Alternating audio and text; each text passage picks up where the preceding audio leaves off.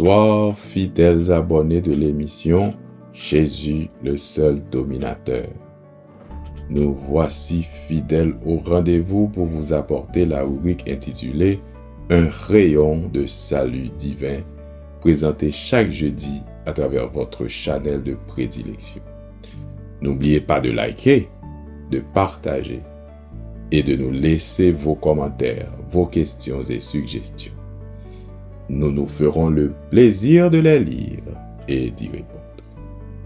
L'histoire que nous vous apportons aujourd'hui a pour titre « Le sang qui épargne de la mort ». Le sang qui épargne de la mort. Écoutez-la attentivement. À tout de suite. Le sang qui épargne de la mort.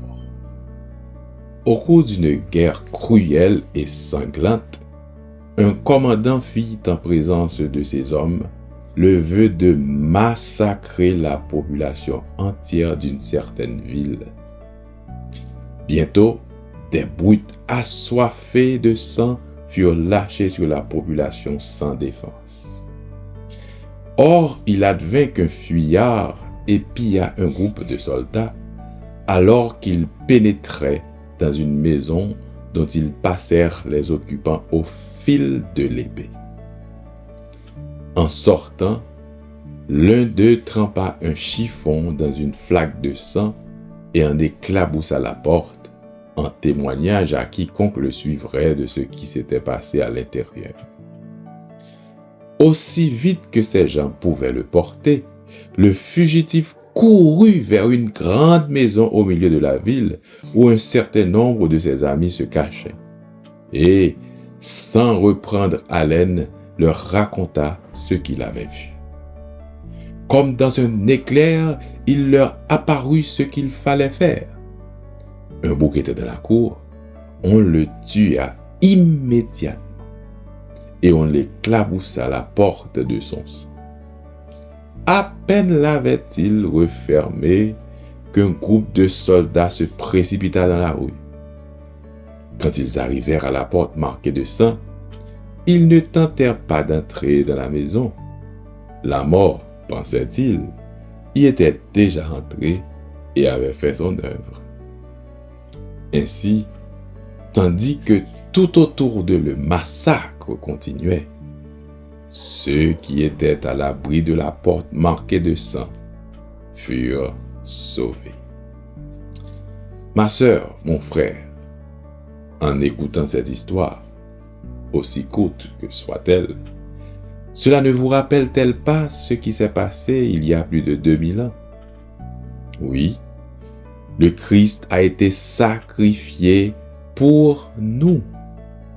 Son sang versé a retenu l'épée du jugement divin loin de quiconque qui, par la foi, cherche son refuge en Jésus. C'est pourquoi il est écrit « Mais Dieu prouve son amour envers nous en ce que lorsque nous étions encore des pécheurs, Christ est mort pour nous. À plus forte raison donc, maintenant que nous sommes justifiés par son sang, serons-nous sauvés par lui de la colère. » Fin de citation, Romains 5, versets 8 et 9. Saisissez donc cette opportunité aujourd'hui. Acceptez de recevoir Jésus comme votre Seigneur et Sauveur et son sang, coulé sur le calvaire, vous lavera de vos péchés, peu importe le nombre, et vous épargnera de la mort éternelle. Si vous nous écoutez maintenant et ressentez le désir de recevoir Jésus comme Seigneur et Sauveur, je vous invite à répéter avec nous fermement cette prière. Seigneur Jésus, je reconnais que je suis un pécheur et que je suis voué à la perdition, car j'ai fait ce qui est contraire à ta volonté. Aujourd'hui, je reconnais que tu es Dieu et que tu es le seul moyen pour accéder au Père et obtenir le salut. Je te reçois aujourd'hui comme Seigneur et Maître de ma vie. J'abandonne toute ma vie à tes pieds et je reçois ta grâce au nom de Jésus. Amen. Si vous avez répété cette prière, faites-le nous savoir dans un commentaire.